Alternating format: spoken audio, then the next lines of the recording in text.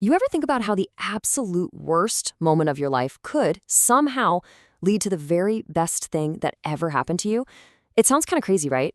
Well, this is a story that really makes you think about fate, about fear, and about how one single totally unexpected encounter can just rewrite your entire future. Okay, let's get into it. So, picture this. It all kicks off on what was supposed to be a completely normal evening. You know the kind. Just another drive home in a small town where life moves at its own slow pace, and really, nothing much ever happens. But that steady, predictable rhythm of everyday life, it was about to be completely shattered by some slick, rain-soaked asphalt and a sudden, terrifying loss of control. A violent, life-altering crash that was going to set off a chain of events that, trust me, nobody could have ever seen coming. All right, so to really understand how this whole story unfolds, we got to meet the two people at the very center of it. They're living these separate, pretty quiet lives, and they have no idea their worlds are about to collide. So first up, we have Elizabeth Carter. She's a 27-year-old teacher, and her life is, well, it's all planned out. It's predictable, it's safe, maybe even a little too safe. And then there's John Miller. He's 29, a mechanic. He's that reliable go-to guy in town, the one whose life is just steady and quiet. They're in the same small town, but they might as well be on different planets. And what's wild is how all the little pieces just fell into place on this one Thursday.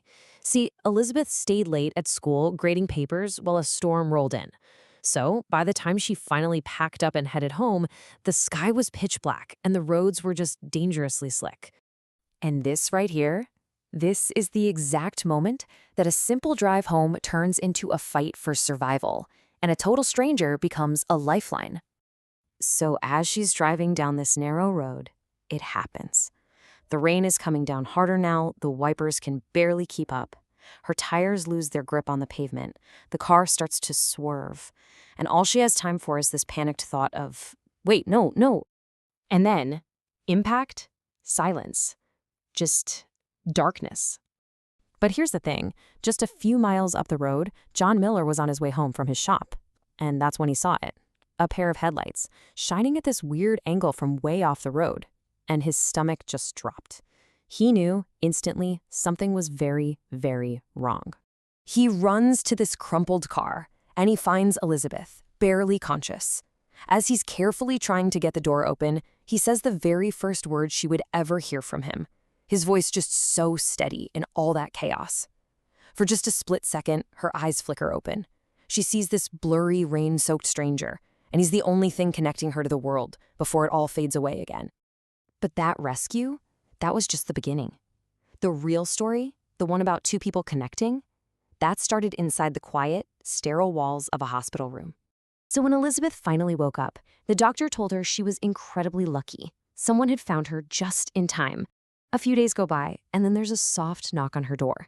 And standing there is the man from the rain. It was John. And this is where you can really see their bond starting to form. And it wasn't some grand, dramatic gesture. Nope. It started with John's kind of awkward first visit. It was built on simple questions, and on him just listening, like really listening. He'd bring her coffee, or sometimes they'd just sit in silence. He was simply there. And for Elizabeth, who was healing from this massive trauma, that steady, quiet presence became the foundation for everything.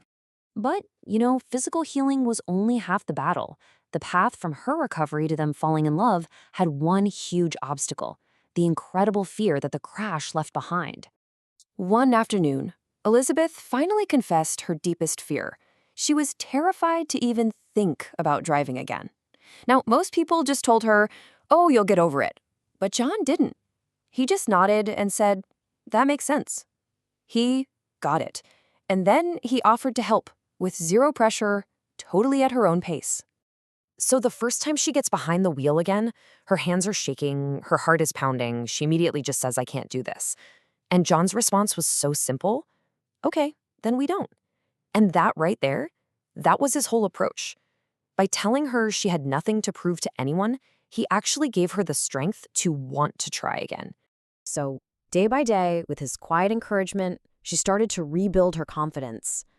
Until one evening, they ended up right back where it all began, parked on the side of that same dark road. But this time, it felt completely different. She looked over at him and her heart was racing, but not from fear, from something so much deeper.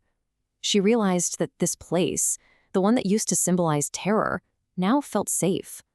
All because of him. And she just had to tell him. She started softly. "You didn't just save my life that night. You changed it." And with her voice trembling just a little, she said the words that had been building up for weeks. "You helped me feel strong again, safe again. And somewhere along the way, I fell in love with you." Wow. You can imagine the world just stopping for a second. And then a slow smile just spreads across John's face, and his gentle reply said everything. "I was wondering how long it would take you to figure that out." He'd known all along. And right there, on the road that once marked the worst moment of her life, they had their first kiss. So that moment, that wasn't an ending at all. No, that was the true beginning of their story together. It just goes to show you, even from total wreckage, something really beautiful can be built. I mean, when you trace their whole journey like this, the path they took is just incredible.